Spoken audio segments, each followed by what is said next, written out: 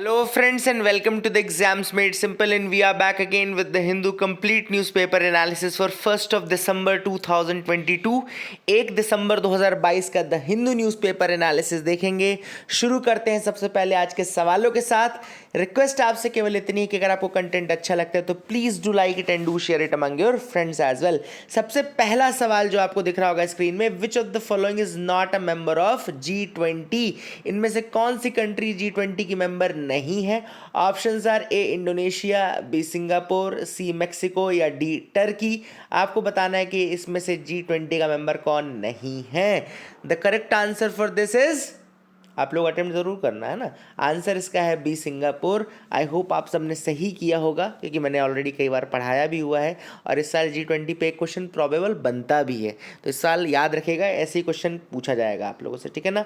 दूसरा सवाल है, to how many summits of G20 have been held as of now? To this date how many summits has happened of G20? 5, 9, 11 या 17? The correct answer again for this is D 17, क्योंकि अभी जो Indonesia में submit हुआ है वो 17th है। Next 18th submit होगा जो इंडिया में होगा, ठीक है ना। Third is, which of the following statement is not correct regarding G20? इनमें से कौन सा स्टेटमेंट करेक्ट नहीं है G20 के regarding? Options are, in the meeting of the G20 EU is represented by European commission and by European central bank. Second statement, the G20 economies account for around 85% of the global gross world product. G20 economies account for 80% of world trade. And third is, the G20 economies account for 40% of the population of the world. तो which of the following is not correct? Very easy question, मैंने कई बार focus करके आपको ये चीज़ बताई हुई है ताकि आप इस तरीके के क्वेश्चंस के लिए तैयार रहें। The correct answer is D ही यहाँ पे गलत स्टेटमेंट है। 40% ऑफ वर्ल्ड पॉपुलेशन नहीं है, तो आप बताइए कितने परसेंट वर्ल्ड पॉपुलेशन को रिप्रेजेंट करता है? मैंने बताया है, आज भी बताऊंगा, लेकिन आप मुझे बताइए तब तक, है ना, कमेंट सेक्शन में। तो these are the 3 questions for you today. I hope आपने किए होंगे और आपसे बने भी होंगे। अब आज एक बहुत प्यारा कोट मुझे मिला, I was reading through some books and बहुत प्यारा कोट मिला। आई होप कि आप लोगों को भी पसंद आएगा, यूपीएससी आप देने वाले हैं तो। Well, I could not resist telling you this quote. The quote is, fear kills more dreams than failure ever will. मतलब फेलियर या सफलता ना मिलना इतने ड्रीम्स नहीं ख़त्म करती है जितना उसको पाने के पहले जो डर आपके अंदर है, जो डर रहता है, वो जितने ड्रीम्स ख़त्म करता है ना, उतने फेलियर भी नहीं ख़त्म करती है। तो मैं आप लोगों से बस यही रिक्वेस्ट करूँगा कि आप लोग यूपीएससी के एग्ज़ाम की तैयारी कर रहे हैं, बहुत बड़ा एग्ज़ाम लोग मानते हैं इसको, और ऑब्वियसली बात है भी बड़ा, बट इससे आपके अंदर एक डर नहीं आना चाहिए। एक डर अगर पैदा हो गया ना तो वो आपको बहुत मुश्किल पड़ जाएगी इस ड्रीम को प्राप्त करना। इसलिए आप लोग को दिमाग में रखना है कि you should not be fearful at any moment. Syllabus हुआ है, कम हुआ है, ज़्यादा हुआ है, कोई भी चीज़ ऐसी नहीं होनी चाहिए कि आपको डर लगे। हाँ, थोड़ा एक बहुत हल्का सा जो एक कहना चाहिए कि एक थोड़ा सा फियर होना चाहिए सक्सेस का, लेकिन ऐसा नहीं होना चाहिए कि उस फियर में आप इनगल्फ हो जाएं और आप जो मेहनत कर सकते हैं वो मेहनत ना करें, या फिर उसको पाने के लिए जो आप और ज़्यादा स्टेप्स उठा सकते थे उसकी जगह आप सिर्फ डरते रहें और अपना टाइम वेस्ट करते रहें। तो ये नहीं होना चाहिए था। तो बहुत अच्छा कोट था, fear kills more dreams than failure ever will. तो कोट के बाद अब शुरू करते हैं द हिंदू न्यूज़पेपर एनालिसिस। सबसे पहले front page, GDP growth dips to 6.3% as manufacturing slides. तो अभी रिपोर्ट आई है रिसेंटली, चीफ इकोनॉमिक एडवाइज़र जो हैं हमारे, उन्होंने बताया कि किस तरीके से मैन्युफैक्चरिंग एंड माइनिंग का जो आउटपुट था वो कॉन्ट्रैक्ट हुआ है इस साल में। मैन्युफैक्चरिंग एंड माइनिंग का आउटपुट कॉन्ट्रैक्ट हुआ है, इस कारण से जो अभी इस क्वार्टर में जो ग्रोथ है ना, जो जुलाई टू सितंबर क्वार्टर में जो ग्रोथ है वो 6.3% है। इसके पहले का जो क्वार्टर था, जुलाई के पहले वाला क्वार्टर जो था, उसमें 8.4% की ग्रोथ थी, है ना। तो that is the thing which is there. Quarter 1 में 13.5% की ग्रोथ थी। तो क्वार्टर बाय क्वार्टर अगर हम देखें तो ग्रोथ थोड़ा सा डिसेलरेट हुआ है। The reason being manufacturing and mining output में contraction, manufacturing and mining output में कॉन्ट्रैक्शन। ओवरऑल अगर ग्रोथ कम हुई है, इसका रीज़न क्या है? मैंने कई बार आपको बताया कि ये रीज़न कभी भी किसी कंट्री स्पेसिफिक नहीं होता, these are all global reason. तो first global reason is the global slow down. भैया जब ग्लोबली ही स्लो डाउन रहेगा तो आप फिर कहाँ से किसको बेचोगे, और जब आपका बेचोगे नहीं तो आपका क्या कम होगा, आपका एक्सपोर्ट कम हो जाएगा, your export will decrease. If the global slow down is there then export will decrease. And now see the circle, अगर एक्सपोर्ट डिक्रीज हो रहा है इसका मतलब है कि लोग कम प्रोड्यूस करेंगे, जो बिजनेस ओनर्स हैं इंडस्ट्रीज है कम प्रोड्यूस करेंगे तो production will decrease. The third will be the production will decrease. Production will decrease मतलब कि output of the industries will decrease. And वही तो हम बात कर रहे हैं यहाँ पे कि मैन्युफैक्चरिंग एंड माइनिंग आउटपुट जो है वो कॉन्ट्रैक्ट हुआ है। कॉन्ट्रैक्ट का रीजन क्या है, ये हमने देखा कि किस तरीके से ये साइकिल है जो चल रही है by the global slow down. Global slow down है तो एक्सपोर्ट डिक्रीज तो प्रोडक्शन डिक्रीज तो आउटपुट डिक्रीज, है ना। तो ये एक सर्कल है विच इज देयर एंड ये आपको याद रखनी है। तो I hope you got clarity regarding that as well. And ये भी आप बोल सकते हैं इसके अलावा ग्लोबल स्लो डाउन के हैं, अगर मैं बोलूँ ग्लोबल स्लो डाउन क्यों है तो ऑब्वियसली बात है अभी भी बहुत सारे जैसे यूक्रेन रशिया का युद्ध चल रहा है अपने आप में, एक वो अपने आप में है। फिर जो स्ट्रक्चरल रीजन्स हैं, इकोनॉमी के स्ट्रक्चरल रीजन्स हैं, वो जैसे कि for example the countries are going towards protectionism. Countries जो हैं वो ग्लोबलाइजेशन से हट रही हैं और अब प्रोटेक्शनिज्म की तरफ जा रही हैं। प्रोटेक्शनिज्म का मतलब क्या होता है कि वो अब लिबरलाइज्ड नहीं रखना चाहती इकोनॉमी को, रादर देन सभी अपने कोई मेक इन इंडिया कर रहा है, कोई मेक इन अमेरिका कर रहा है, कोई मेक इन चाइना कर रहा है, सब अलग अलग एक मतलब सिलोज में काम कर रहे हैं, है ना। That is the reason why अब लोग प्रोटेक्शनिज्म को ज़्यादा फेवर कर रहे हैं rather than that of your globalisation, ठीक है ना। These are the things which are there.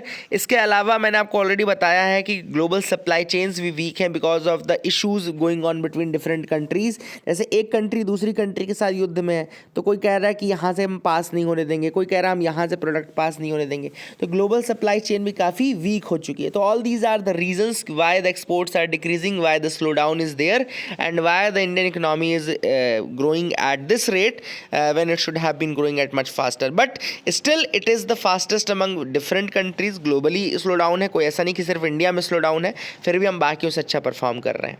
Second news is India US exercise near LAC x China. अब ऑब्वियसली बात है इंडिया और यूएस एक्सरसाइज करें और अगर चाइना के बॉर्डर के पास करें, इंडिया चाइना का जो LAC है उसके बॉर्डर के पास करें तो चाइना को तो थोड़ा मिर्ची लगेगी ही। एक्सरसाइज का नाम है युद्ध अभ्यास, इंडिया यूएस मिलिट्री एक्सरसाइज है, नाम है युद्ध अभ्यास। 100 किलोमीटर दूर लगभग LAC से इन्होंने किया था ये जॉइंट एक्सरसाइज, है ना। ठीक है, चाइना को प्रॉब्लम होती है तो होने दो, हमको क्या करना है, ठीक है ना। तो there is no issue for that, but yes you remember the name of this exercise, joint exercise, it's Yudh Abhyas, जो कि तपोवन उत्तराखंड में हो रही है। Tapovan Uttarakhand which is 100 kilometres from the LAC, ठीक है ना। तो I hope you will remember these facts as well, ये आप याद रखिएगा। बहुत अच्छे अच्छे न्यूज़ आइटम्स हैं जो हम डिस्कस करेंगे। आई होप आप लोग को पसंद आएगा, बने रहिए। और एक बार आपने ये न्यूज़ एनालिसिस देख लिया उसके बाद आपको कुछ भी देखने की ज़रूरत नहीं, that is my personal guarantee. इसके बाद अगर आपको कोई कुछ एक्स्ट्रा बता रहा है तो समझ लो आपका टाइम वेस्ट कर रहा है। नेक्स्ट है cabinet allows bill to remove governor as chancellor. अब ये कैबिनेट केरला कैबिनेट की बात चल रही है। एक्चुअली केरला कैबिनेट ने बिल अप्रूव किया है for removing the governor Arif Mohammad Khan as the chancellor of the state, है ना, chancellor of the state universities. आपको बता दूं कि बाय डिफ़ॉल्ट जो होता है, जो आपका चांसलर होता है, ही इज़ दी, जो गवर्नर होता है he is the ex officio chancellor as well, ठीक है ना। एंड ये चीज़ है, याद रखेगा कि जो गवर्नर होता है वो एक्स ऑफिशियो चांसलर होता है स्टेट यूनिवर्सिटीज़ का। अब यहाँ पे केरला का ये कहना है कि ये चीज़ इनको स्टेट लेजिस्लेटिव असेंबलीज ने ही इंटरेस्ट की है ना। तो ऐसा नहीं कि गवर्नर मन से या कॉन्स्टिट्यूशनली मैंडेटेड है ये चीज़, है ना। तो ये बहुत इंपॉर्टेंट चीज़ है। केरला ने ये कहा, जैसे आप लोग के दिमाग में भी एक सवाल आ रहा होगा कि क्या केरला वाकई में ऐसा कोई बिल पास कर सकता है जिसमें कि वो गवर्नर को चांसलर के पद से हटा दे। तो यहाँ पे क्लैरिटी, मैंने जब एक आर्टिकल पढ़ा तो उसमें यही लिखा था कि कॉन्स्टिट्यूशनल मैंडेटेड नहीं है। चूंकि ये चीज़ कॉन्स्टिट्यूशनली मैंडेटेड नहीं है इसलिए yes Kerala can do that, है ना, केरला ये कर सकता है। तो there is no constitutional regulation that legally binds on the governor to remain the chancellor. इसके अलावा पुंछी कमीशन, अगर आपको याद हो 2010 में पुंछी कमीशन ने रिकमेंडेशन दिया था that there should be a provision to impeach the governor by state legislature. पहली चीज़ तो ये पुंछी कमीशन ने दिया था कि एक प्रोविजन होना चाहिए कि गवर्नर का इम्पीचमेंट किया जा सके बाय द स्टेट लेजिस्लेचर। दूसरा, एंड ही शुड अवे, मतलब chief minister should have a से इन द गवर्नर्स अपॉइंटमेंट। तो पुंछी कमीशन ने दो बहुत इंपॉर्टेंट रिकमेंडेशंस दिए थे। पहला कि जो स्टेट लेजिस्लेटिव असेंबली है वो रिमूव कर सके किसको, गवर्नर को, वाया इम्पीचमेंट प्रोसेस। दूसरा, गवर्नर के अपॉइंटमेंट के दौरान जो चीफ मिनिस्टर है उसका से होना बहुत ज़्यादा ज़रूरी है। इसके अलावा आपको पता होगा कि अलग अलग जो कमीशंस बनी अलग अलग टाइम पे उन्होंने ये भी कहा है कि गवर्नर को बर्डन नहीं करना चाहिए with the position and power of controversies like the chancellor and all. जैसे चांसलर की पोजीशन उसको और बर्डन कर रही है। एक और आपको चीज़ बता दूं कि गवर्नर जब नॉर्मली स्टेट में काम करता है एज अ गवर्नर तब तो वो aid and advice of council of minister काम करता है, बट जब वो चांसलर के रूप में काम करता है तो वहाँ पे वो इंडिपेंडेंट जजमेंट्स भी ले सकता है। तो ये काफ़ी इंपॉर्टेंट इशूज़ थे। आई होप आपको समझ में आए होंगे। Write down these notes in your copy, ताकि अगर आपको कल को फ्यूचर में कुछ क्वेश्चन मिलता है इस तरीके से तो आप वहाँ पे सॉल्व कर सकें, ठीक है ना। आगे मूव करते हैं। Wild life trust of India award Kerala's man animal conflict mitigation team. तो केरला में एक 8 मेंबर की टीम है, चिन्ना कन्नल, जो कि मुन्नार फॉरेस्ट डिवीज़न में काम करती है। मुन्नार फॉरेस्ट डिवीज़न में 8 लोगों की टीम थी केरला की, जिसको कि wild life trust of India award दिया गया है। Wild life trust of India award क्यों दिया गया इसको, क्योंकि ये जो मिटिगेशन टीम है 8 लोगों की, ये बेसिकली मैन और जो मैन एनिमल कॉन्फ्लिक्ट है उसको कम करने के प्रयास में इन्होंने अपनी ज़िंदगी बिताई है। They have devoted their life for decreasing the man animal conflict, and काफ़ी इंपॉर्टेंट होता है ये चीज़। तो I hope you will remember this fact as well.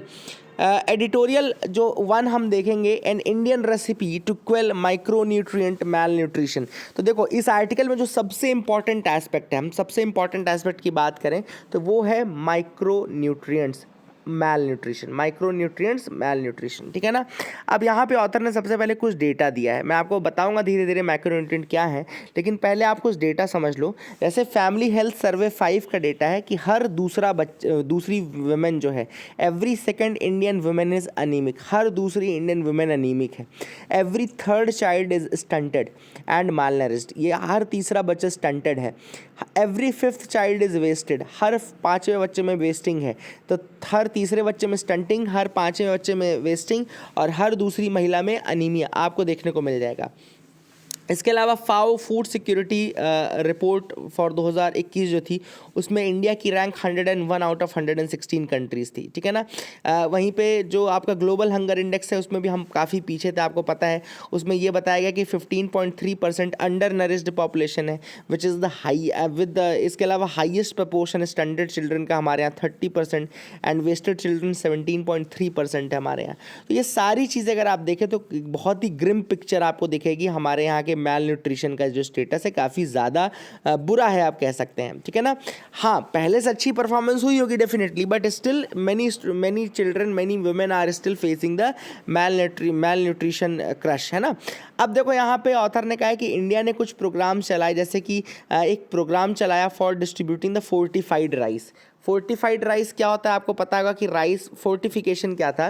Fortification मतलब कि जो आपको डिज़ायर्ड न्यूट्रिएंट्स या मिनरल्स या विटामिन्स चाहिए आप उनको एक्सटर्नली इंक्लूड करो। मतलब हो सकता है उस फूड ग्रेन में पहले से ना हो, लेकिन आप उसको हाइब्रिड बना करके उसमें आप इंक्लूड करो वो विटामिन्स या मिनरल्स। तो ये प्रोसेस जो होती है फोर्टिफिकेशन के प्रोसेस कहलाती है। अब जैसे हमारे यहाँ इंडिया में जो आपको पता है कि गोल्डन राइस दिया जाता है। Golden rice is actually vitamin A से, इसमें विटामिन ए बीटा कैरोटीन डाल करके बीटा कैरोटीन विटामिन ए डाल करके इसमें इंक्लूड किया जाता है। गोल्डन राइस उसको हम बोलते हैं, ठीक है ना। It is a sort of that only, है ना, राइस फोर्टिफाइड एंड ऑल। तो ये काफ़ी चीज़ें इंपॉर्टेंट है, ये प्रोग्राम चलाए गए हमारे यहाँ पे। इसके अलावा और अगर हमको सक्सेसफुल चाहिए तो डेफिनेटली हमको ये देखना पड़ेगा कि कौन कौन सी मेजर मैल न्यूट्रिशंस है। तो जैसे हमारे यहाँ अनीमिया को टारगेट कर सकते हैं हम लोग। अनीमिया हमको पता है कि इंडिया में जो अनीमिया होता है बेसिकली वो आयरन की कमी से होता है, that is happening because of the iron deficiency. तो हम उसको टारगेट कर सकते हैं। अच्छा, एक और इंपॉर्टेंट चीज़ मैं आपको बताता हूँ, कई बार बताया भी मैंने कि जो माइक्रो न्यूट्रिएंट्स की कमी है उसको हम बोलते हैं hidden hunger. What we call that, hidden hunger. एक तो होता है कि आपका पेट भरा हुआ है लेकिन आपके अंदर माइक्रो न्यूट्रिएंट्स की कमी है। जैसे माइक्रो न्यूट्रिएंट्स कौन कौन से हैं, अब आपके दिमाग में सवाल आ रहा होगा कि कौन कौन से सर बता दो दें क्लियरली। तो मैं आपको बता दूं, micronutrients are vitamins and minerals which are needed by the body in very small amount. ठीक है ना, ऐसे वाइटामिन्स और ऐसे minerals which are needed by the body in small amounts, वो आपके माइक्रो न्यूट्रिएंट्स कहलाते हैं। इसीलिए उनको माइक्रो न्यूट्रिएंट्स बोलते हैं। ऐसा नहीं कि उनकी साइज़ कम होती है, वो माइक्रो न्यूट्रिएंट्स क्योंकि कम मात्रा में चाहिए होते हैं। अब जैसे वाइटामिन्स की हम बात करें तो दो तरीके के होते हैं वाटर सॉल्युबल और एक होता है फैट सॉल्युबल। तो वाटर सॉल्युबल वाइटामिन्स में होता है आपका विटामिन बी कॉम्प्लेक्स वाइटामिन्स और विटामिन सी होता है। ठीक है ना, एंड जैसे यहाँ पे B6 B12 ये हो गए, ये most well known B complex vitamins हो गए। इसके अलावा विटामिन सी आपका वाटर सॉल्युबल होता है, इसीलिए कहते हैं कि विटामिन सी की चीज़ों को कुक नहीं करना चाहिए, क्योंकि जैसे आप कुक करते हो तो वो ख़त्म हो जाता है। इसके अलावा फैट सॉल्युबल वाइटामिन्स भी होते हैं। फैट सॉल्युबल विटामिन मतलब कि जो आपके फैट में स्टोर हो जाते हैं वो आपको डेली बेसिस पे नहीं चाहिए होते हैं। Vitamin A, D, E, K आपके फैट सॉल्युबल है, B, C आपका वाटर सॉल्युबल है, A, D, E, K आपका फैट सॉल्युबल है। ठीक है ना, फिर मिनरल्स मिनरल्स जो हैं वो दो तरीके के होते हैं, मैक्रो मिनरल्स और माइक्रो मिनरल्स। तो जो मैक्रो मिनरल्स हैं वो हैं calcium, magnesium, phosphorus, sodium and potassium. Calcium, magnesium, phosphorus, sodium and potassium, these are the macro minerals. And micro minerals which are needed in trace amounts are iron, copper, zinc, iodine and fluoride। Iron, copper, zinc and fluoride, ये आप समझ लो। अब देखो कुछ food grains में मैं आपको बता देता हूँ। जैसे कैल्शियम की कमी आप मिल्क, योगर्ट, स्पिनच, सार्डीन से कम कर सकते हैं। देन विटामिन B12 आपको फिश, चीज़, एग से मिल सकता है। जिंक आपको कैश्यू, टर्की से मिल सकता है। पोटेशियम आपको बनानाज, स्पिनच, पोटैटो से मिल सकता है। विटामिन सी आपको ऑरेंजेस, पेपर, ब्रोकली एंड बनाना से मिल सकता है। एंड ये सारी चीज़ें काफ़ी इंपॉर्टेंट है। तो I hope you will remember all these fact जो कि माइक्रोन्यूट्रिएंट्स से रिलेटेड है। और ऑथर ने वही कहा है कि स्टंटिंग, वेस्टिंग और अनीमिया, इन सबको अगर हमको दूर करना है तो वी हैव टू सी कि हम किस तरीके से इनको आयरन या फोलेट टैबलेट्स या इस तरीके से हम कैसे प्रोवाइड करें। So these are the things which are there. ठीक है ना, हालांकि हमको ये ज़रूर देखना है कि एक्सेसिव आयरन ओवरलोड नहीं होना चाहिए। जैसे कई जगहों पे एक्सेसिव आयरन ओवरलोड भी देखने को मिला है, जैसे कि फॉर एग्जांपल इन झारखंड। मैं आपको एक चीज़ बता दूं, ये बहुत इंपॉर्टेंट टॉपिक है, इसको लिख लेना आप लोग। ये कई जगहों पे एक्सेसिव आयरन ओवर, जैसे राइस में ही फोर्टिफिकेशन कर दिया गया, किसका, राइस में ही फोर्टिफिकेशन कर दिया आयरन का। अब झारखंड में जो ट्राइबल पॉपुलेशन है वहाँ पर सिकल सेल एनीमिया और थैलासीमिया जैसी डिसीजेज भी देखने को मिल रही है, क्योंकि आयरन का जो लेवल था वो मतलब बहुत ज़्यादा आगे बढ़ गया था। तो कई बार फोर्टिफिकेशन की ये भी प्रॉब्लम है ना, it can not be the panacea of all the things, है ना। तो हाँ, ज़रूर हमको हेल्प करता है माइक्रोन्यूट्रिएंट की डिफिशियंसी में, लेकिन इसके ऊपर एक ओवरऑल एक प्रिकॉशंस के साथ नज़र रखनी बहुत ज़्यादा ज़रूरी है, तभी हम इसको यूज़ कर सकते हैं अपने बेनिफिट के लिए। टुवर्ड्स अ रोबस्ट ट्रायमविरेट, यहाँ पे जो आर्टिकल है ये इलेक्टोरल या इलेक्शन कमीशन के जो रिफॉर्म्स है उनके ऊपर ये आर्टिकल लिखा गया है। आप सबको पता होगा कि अभी एक मैटर सब जुडाइस है जो कि सुप्रीम कोर्ट में पेंडिंग है, उसके ऊपर सुप्रीम कोर्ट कुछ अपनी रूलिंग देने वाला है। 5 जज कॉन्स्टिट्यूशन बेंच है जो कि इसको देख रही है मैटर को, और ये मैटर बहुत इंपॉर्टेंट है क्योंकि ये मैटर है फ्री एंड फेयर इलेक्शंस का। आप सबको पता होगा कि हमारे यहाँ इंडिया में जो इलेक्शन कमिश्नर्स हैं उनको बहुत ज़्यादा सिक्योरिटी प्रोवाइडेड नहीं है। हालांकि चीफ इलेक्शन कमिश्नर को तो प्रोवाइडेड है, उसको रिमूव करने का तरीका इम्पीचमेंट का तरीका होता है, जो कि जज ऑफ सुप्रीम कोर्ट को रिमूव करने का तरीका होता है। लेकिन जो बाकी के इलेक्शन कमिश्नर्स होते हैं उनको रिमूव करने के लिए बहुत ही ईजी प्रोसेस है।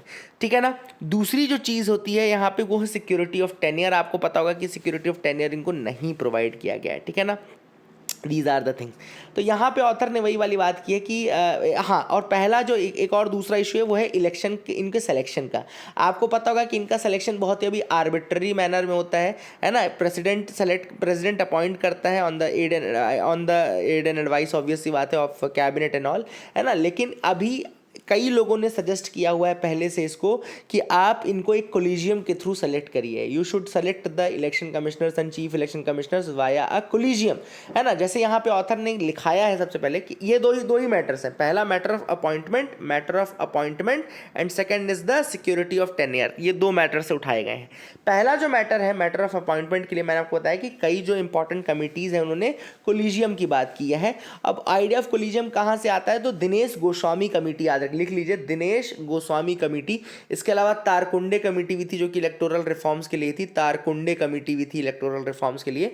बट इंपॉर्टेंट यहाँ पे आपको लिखना है दिनेश गोस्वामी कमेटी। दिनेश गोस्वामी कमेटी अगर आप देखें 1990 में इसने सजेस्ट किया था that the chief election commissioner should be appointed by the president in consultation with the chief justice of India, leader of opposition and अगर लीडर ऑफ अपोजिशन ना हो then in the consultation with the largest leader of the largest opposition, ठीक है ना। तो Dinesh Goswami committee ने उसके लिए कहा था, ठीक है ना।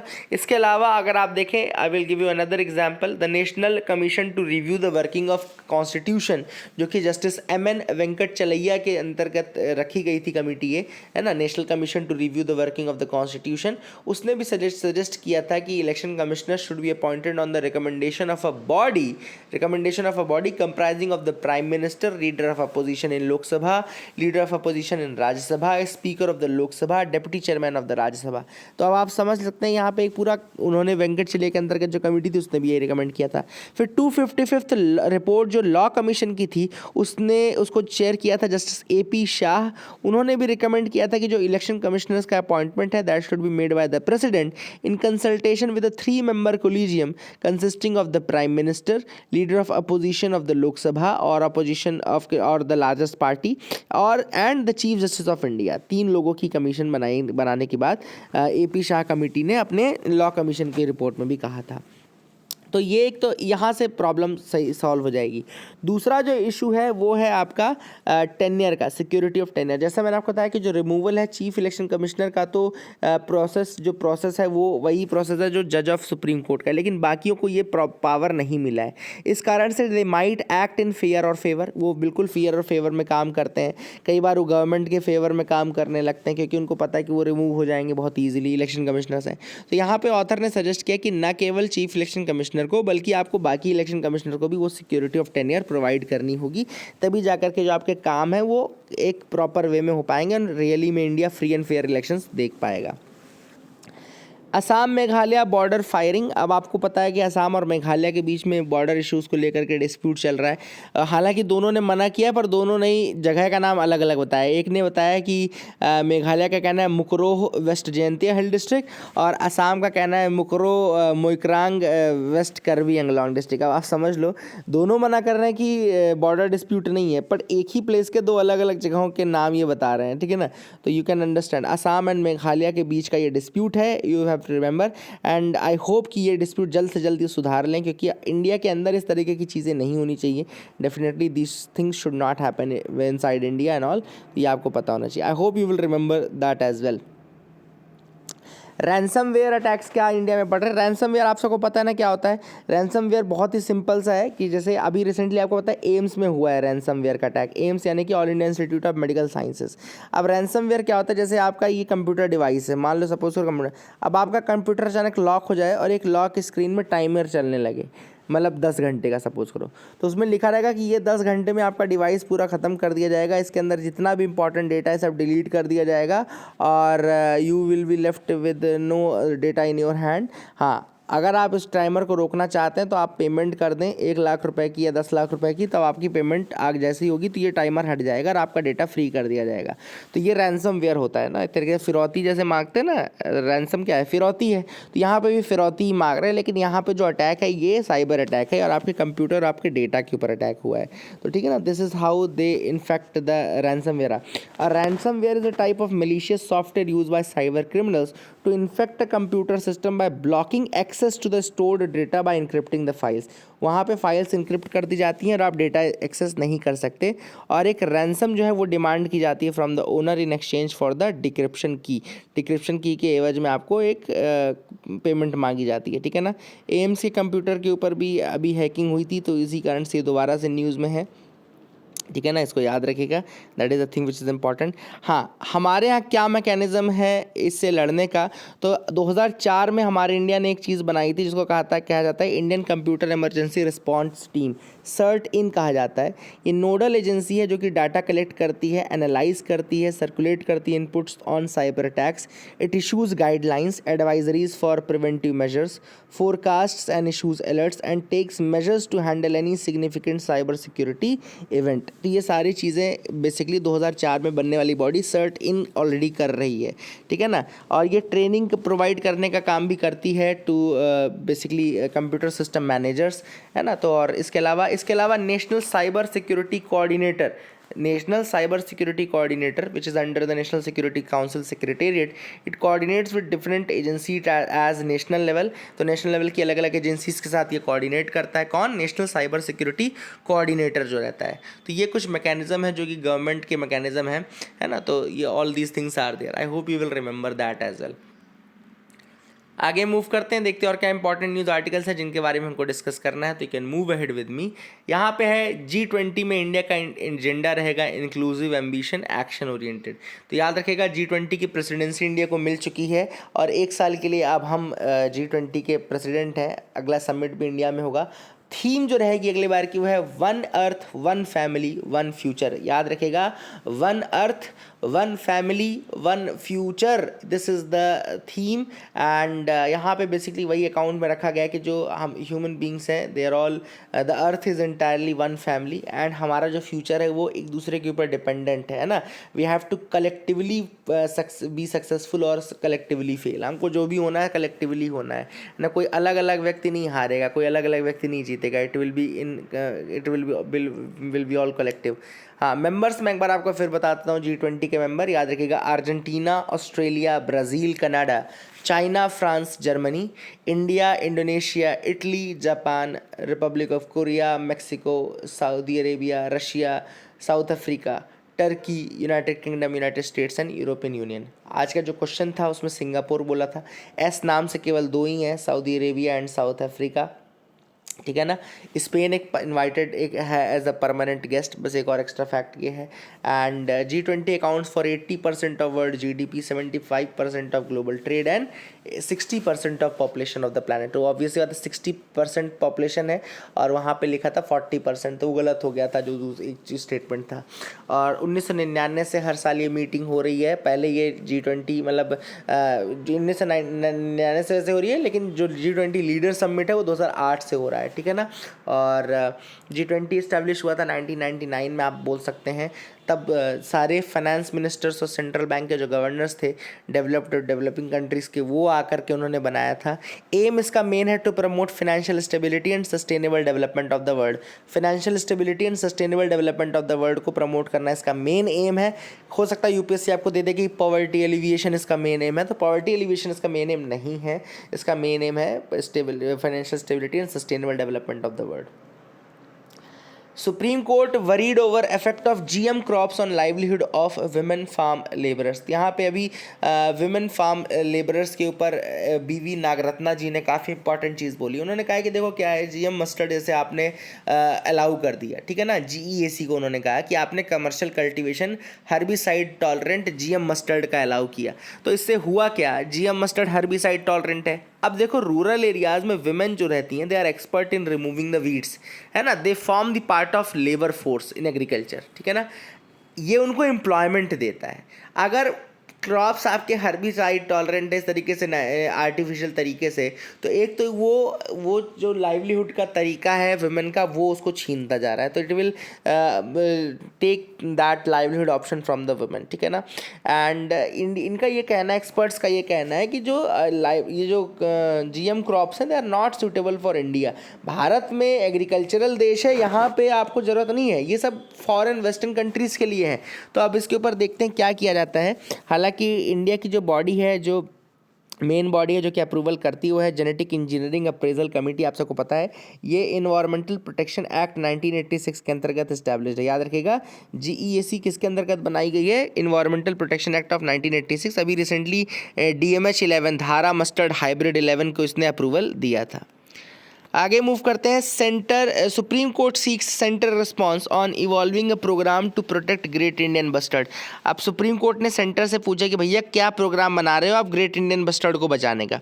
जैसे कि प्रोजेक्ट टाइगर चला था ना, टाइगर के लिए, उसी के जैसा एक project great Indian bustard conservation program की बात गवर्नमेंट से कर रहा है सुप्रीम कोर्ट। आप सबको पता होगा कि जो ग्रेट इंडियन बस्टर्ड है वो एक क्रिटिकली इंडेंजर्ड बर्ड है, it is a critically endangered bird और ज़्यादातर ये राजस्थान के रीजन में पाई जाती है, ठीक है ना, एंड गुजरात एंड राजस्थान में, and here it is found in large numbers, ठीक है ना, यहाँ पे ही ये पाई जाती है, अदरवाइज़ ये नहीं पाई जाती, ये क्रिटिकली इंडेंजर्ड है और इन्हीं के ऊपर एक बात जो है वो चल रही है। तो I hope you will remember these as well. आगे मूव करते हैं, देखते हैं और क्या इंपॉर्टेंट न्यूज़ आर्टिकल्स हैं। यहाँ पे आ गया है नेक्स्ट न्यूज़ है, इंडिया के कोर सेक्टर्स जो हैं ये कोर सेक्टर की जो ग्रोथ है वो ज़्यादा नहीं हुई है ना, एंड इट हैज़ कॉन्ट्रैक्टेड, कम हो गई है थोड़ा सा, 0.1% कम हो गई है। अब जो कोर सेक्टर्स हैं मैं आपको बता दूं, 8 कोर सेक्टर्स हैं इंडिया में, नाम लिख लीजिए आप लोग, coal, crude oil, natural gas, refinery products, fertiliser, steel, cement and electricity. Coal, crude oil, natural gas, refinery product, fertiliser, steel, cement and electricity. जो 8 कोर इंडस्ट्रीज हैं वो 40.27% of the weight of IIP बनाते हैं। तो ये भी आप एक फैक्ट है जो कि आप याद रख सकते हैं, that is a thing which is important, ठीक है ना। New digital lending norms kick in today, तो नए डिजिटल लेंडिंग नॉर्म्स जो हैं वो आज से स्टार्ट हो जाएंगे। रिजर्व बैंक ऑफ इंडिया ने डिजिटल लेंडिंग नॉर्म्स बनाए हैं for the digital lending apps and all, जो डिजिटल लेंडिंग एप्स हैं उनके लिए और रेगुलेटेड एंटिटीज़ के लिए, ठीक है ना। तो ये आपको बता दूं मैं, यहाँ पे कुछ जो नॉर्म्स है वो ये हैं कि जैसे जितने भी लोन डिसबर्सल्स होंगे एंड जितने भी रिपेमेंट होंगे वो एग्जीक्यूट होंगे between the bank accounts of borrower and regulated entities without any third party. मतलब जो लेंडिंग सर्विस प्रोवाइडर है उसके डायरेक्ट अकाउंट से डायरेक्ट कंज्यूमर के अकाउंट में ही ट्रांजैक्शंस होंगे एंड सारे डिसबर्समेंट एंड प्रीपेमेंट होगी और कोई थर्ड पार्टी इन्वॉल्व नहीं होगा। एनी फीस चार्जेस जो पेबल हैं to the lending service provider वो क्रेडिट इंटरमीडिएशन प्रोसेस के दौरान shall be paid directly bye RE and not by the borrower, ठीक है ना। तो यहाँ पे जो भी फीस चार्जेस ये सब होंगे वो रेगुलेटेड एंटिटीज़ द्वारा किया जाएगा, जो क्रेडिट इंटरमीडिएशन प्रोसेस के दौरान होगा, नॉट बाय द बोरोअर। इसके अलावा उन्होंने कहा है कि एक की फैक्ट स्टेटमेंट प्रोवाइड किया जाएगा to the borrower before executing the loan contract. Loan contract के पहले एक स्टैंडर्डाइज की फैक्ट स्टेटमेंट दिए जाएंगे, ठीक है ना। इसके अलावा जितनी भी कॉस्ट ऑफ डिजिटल लोन है वो एनुअल परसेंटेज रेट APR 6 जो रहेगा वो डिस्क्लोज किया जाएगा to the borrowers. APR shall also भी part of the key fact statement.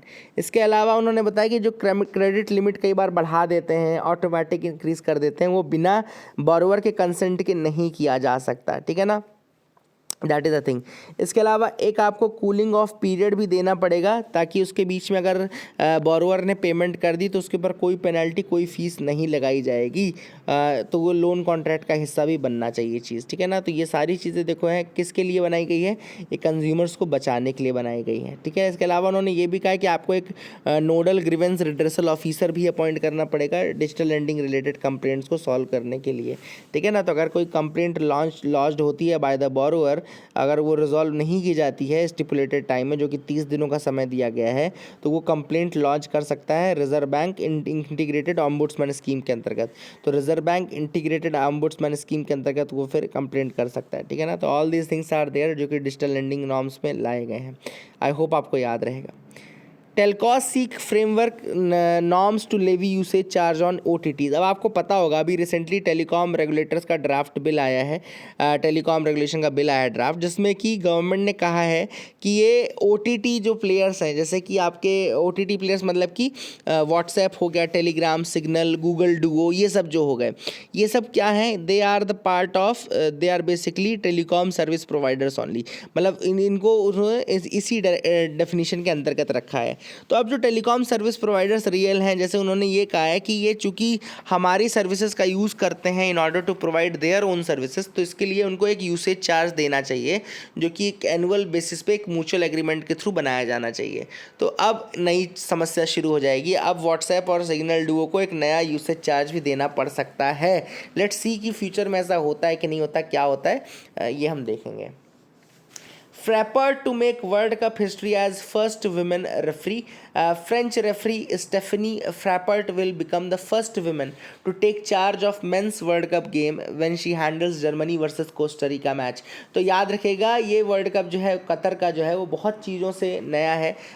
कल मैंने आपको जो semi automated of side technology बताई थी, semi automated of side technology south के बारे में बताया था। इसके अलावा ये वर्ल्ड कप ऐसा है जिसमें पहली बार विमेन रेफरी मेन इस वर्ल्ड कप के उसमें वर्ल्ड कप में आएंगी, शिरकत करेंगी, तो that will be the thing. इसके अलावा एक और न्यूज़ स्पोर्ट्स सेक्शन से ये है कि शरथ कमल अचिंत्य जो हैं उनको खेल रत्न अवार्ड दिया गया है।